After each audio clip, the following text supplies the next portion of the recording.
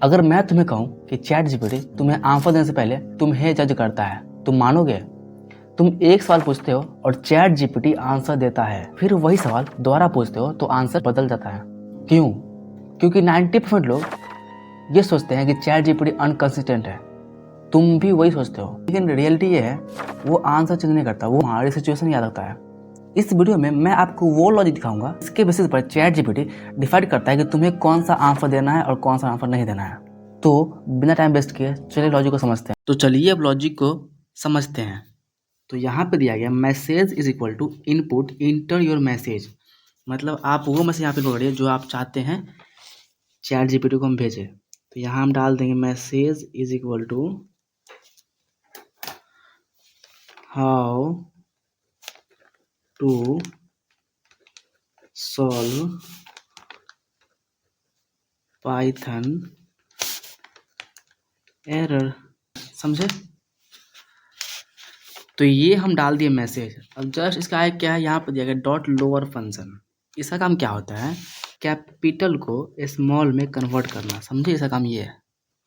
तो अब ये कोड डायरेक्ट यहाँ से डायरेक्ट यहाँ आएगा और यहाँ दिया गया intent is equal to list. यहाँ क्या है कि लिस्ट है जो भी खाली है पूरा, समझ गए? अब उसके नेक्स्ट ब्लॉक में क्या है, तो उसके नेक्स्ट ब्लॉक में आ गया है इफ हाई इन मैसेज। क्या हाई इस मैसेज में है? इफ हाई इन मैसेज, तो क्या हाई इस मैसेज में है? तो हाई जो इस मैसेज में नहीं है। तो अब ये कोड यहाँ आएगा, यहाँ जाएगा और यहाँ पे क्या है, एक कीवर्ड है जो पहले पे डिफाइन किया गया, समझे ना? अब ये कोड यहाँ आएगा, अब चेक करेगा क्या हेलो, क्या हेलो इस मैसेज में है? तो हेलो भी इस मैसेज में नहीं है। तो अब ये कोड यहाँ आएगा और यहाँ जाएगा और यहाँ पे क्या है, कीवर्ड है, यहाँ पे क्या है, कीवर्ड है। तो क्या यहाँ चेक करेगा क्या हे मैसेज में है? तो हे क्या मैसेज में है? तो हे जो है मैसेज में नहीं है। यानी कि ये ब्लॉक से जब यहाँ पे एक भी यहाँ पे कंडीशन ट्रू नहीं हुआ तो डायरेक्ट कोड अब यहाँ से नेक्स्ट ब्लॉक में यहाँ पे आ जाएगा। तो यहाँ क्या दिया, यहाँ पे दिया गया इफ़। आप ध्यान दीजिए यहाँ पे दोनों जगह यहाँ पे इफ़ क्यों दिया हुआ है, क्योंकि हम चाहते हैं कि ये ब्लॉक भी चले फॉल्स होने के बाद भी और ये ब्लॉक भी चले फॉल्स होने के बाद भी। मतलब अगर हम लिखते हैं यहाँ पे इफ़ एल्स और एलिफ स्टेटमेंट, तो उसमें क्या होता है, उसमें अगर एक कंडीशन ट्रू हो गया तो उसके बाद वो ब्लॉक एग्जीक्यूट होता है। मतलब उसके आगे तो ना ही एलिफ चलता है ना ही एल चलता है। लेकिन यहाँ पे क्या है, यहाँ पे अगर ये फॉल्स हो गया तो भी ये ब्लॉक चलेगा, अगर ये ट्रू हो गया तो भी ये ब्लॉक चलेगा, समझ गए? इसलिए यहाँ पे हम दिए हुए हैं। तो यहाँ पे क्या है, इफ़ हाउ इन मैसेज, तो इफ़ हाउ इन, यहाँ पे इन क्या है, इन एक कीवर्ड है। यहाँ पे क्या है मैसेज,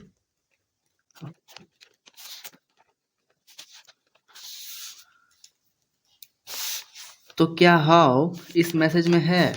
तो ध्यान दीजिए हाउ जो है इस मैसेज में यहाँ पर है, यानी कि ये यहाँ पे ट्रू हो गया ये कंडीशन। अब ये कोड यहाँ से यहाँ आएगा और यहाँ पे है दिया गया इंटेंट डॉट अपेंड, मतलब इंटेंट में जाओ और इंटेंट में जो स्टोर है उसके अंत में जाके ऐड हो जाओ। तो अभी क्या है, अभी यहाँ पे देखिए यहाँ पे खाली है इंटेंट, समझ गया? तो यहाँ पे इंटेंट इज इक्वल टू कितना हो जाएगा, क्वेश्चन, जाके उसमें ऐड हो जाएगा क्योंकि अभी खाली था इंटेंट, इसीलिए। तो अब ये कोड डायरेक्ट यहाँ से यहाँ आएगा और यहाँ दिया गया है इफ़ एरर इन मैसेज। तो इफ़ एरर इन मैसेज,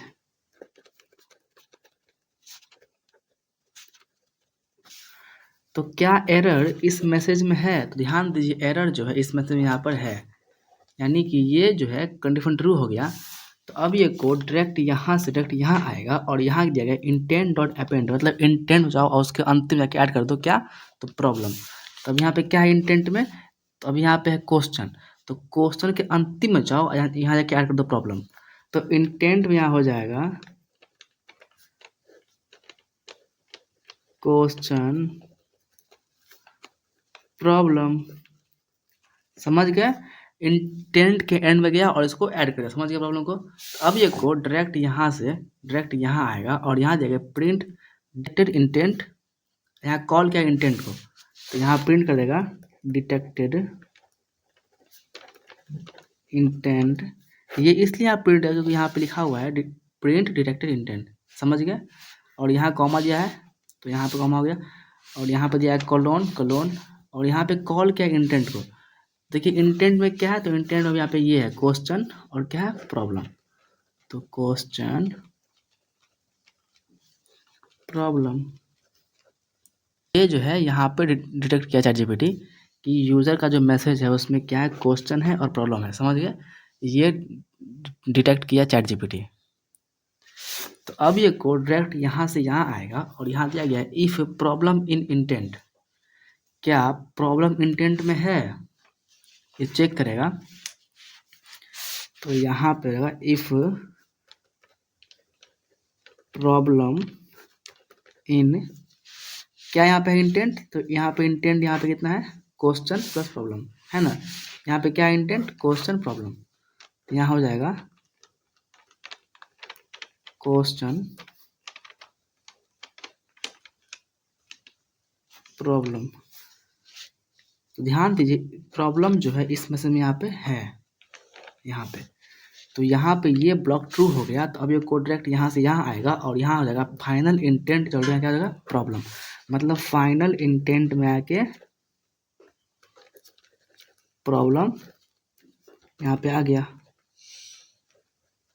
अब ये जो ब्लॉक है इससे आगे ये सब चेक नहीं करेगा, क्योंकि यहाँ पे इफ़ एलिफ दिया गया है। अगर हम चाहते ये ब्लॉक चले तो यहाँ पे क्या कहते हैं इफ़, समझ गए ना। इफ़ एल्स एलिफ में क्या होता है, एक बार कंडीशन ट्रू हो गया तो उसके अंदर जो जितना ब्लॉक है एलिफ इफ वो सब नहीं चलता, समझ गए ना। तो अब ये कोड डायरेक्ट यहाँ से यहाँ आएगा और यहाँ दिया गया प्रिंट फाइनल इंटेंट कोलोन, यहाँ पे कॉल किया फाइनल इंटेंट को, तो यहाँ क्या करेगा, यहाँ प्रिंट कर देगा final intent is equal to, final intent यहाँ पे क्या है, तो फाइनल इंटेंट यहाँ पे क्या है प्रॉब्लम, तो प्रॉब्लम ये यहाँ पे आके स्टोर हो गया, समझ गए ना। अब ये कोड नेक्स्ट ब्लॉक में जाएगा, यहाँ पे दिया गया डेटाबेस, समझ गए, पाइथन की हेल्प से हम डेटाबेस यहाँ बनाया हुआ है, समझ गए ना। इसमें कुछ डेटा दिया गया, अगर ग्रीटिंग है तो hello how can help you, question है तो good question let me explain it simply, अगर प्रॉब्लम है तो to solve error read the error check line number fix syntax and logic run again, अगर अननोन है तो please explain your problem. Python में जो हम डेटाबेस बनाए हुए हैं वो डिक्शनरी का यूज़ करके बनाए हुए हैं, की वैल्यू को स्टोर करता है। तो यहाँ पे ये की हो गया और यहाँ पे क्या होगा, ये उसका वैल्यू है, समझ गए ना। अब ये कोड यहाँ से यहाँ आएगा और यहाँ दिया गया response is equal to database dot get final intent, यहाँ पे गेट करेगा, गया ऊपर और यहाँ जाकर चेक किया फाइनल इंटेंट में क्या है, तो फाइनल इंटेंट में क्या दिया प्रॉब्लम, समझ गए।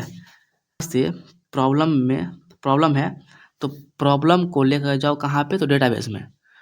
तो ध्यान दीजिए यहाँ पे क्या है डेटाबेस, इसमें कहाँ है प्रॉब्लम, तो यहाँ है प्रॉब्लम। अब जो यहाँ पे जो भी यहाँ लिखा हुआ है उसको यहाँ पे प्रिंट कर दो, कहाँ पे, तो आउटपुट के लिए, मतलब उसको ले लो, जो यहाँ पे दिया गया प्रॉब्लम में उसको ले लो। अब ये कोड डायरेक्ट यहाँ से यहाँ आएगा और यहाँ दिया गया बॉट रिस्पॉन्स, समझ गए ना।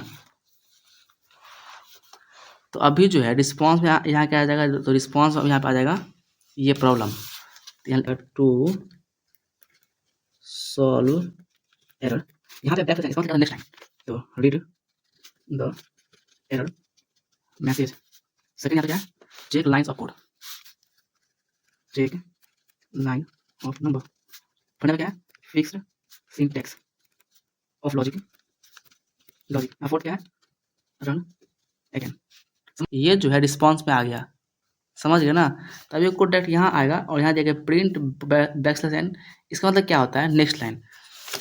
तो अब ये कोड यहाँ आएगा और यहाँ प्रिंट कर देगा बोर्ड रिस्पॉन्स, उसके जस्ट यहाँ क्या दिया गया है, प्रिंट रिस्पॉन्स। यहाँ पे जो है डबल कोट नहीं दिया गया है, मतलब कि इसको प्रिंट नहीं करना है, इसमें जो स्टोर है उसको यहाँ पे प्रिंट कर दो। अगर डबल कोट दिया होता तब जाके उसको हम प्रिंट करते, लेकिन यहाँ पे डबल कोट नहीं दिया गया। तो रिस्पॉन्स में जाओ, यहाँ पे आया, अब यहाँ पे जो है उसको यहाँ प्रिंट कर दो। तो रिस्पॉन्स यहाँ पे क्या है, तो रिस्पॉन्स अभी ये है, रिस्पॉन्स यहाँ क्या है, तो रिस्पॉन्स अभी ये है, तो इसको यहाँ पे प्रिंट कर दो।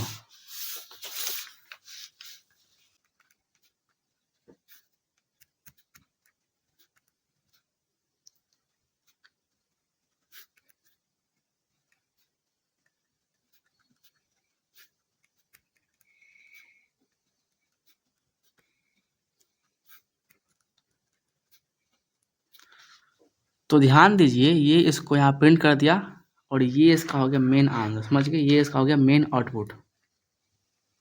अब तक तुम समझ गए होगे कि चैट जीपीटी सिर्फ आंसर नहीं देता, वो पहले डिसाइड करता है कि तुम किस टाइप का यूजर हो और उसी अकॉर्डिंग से आपको आंसर देता है।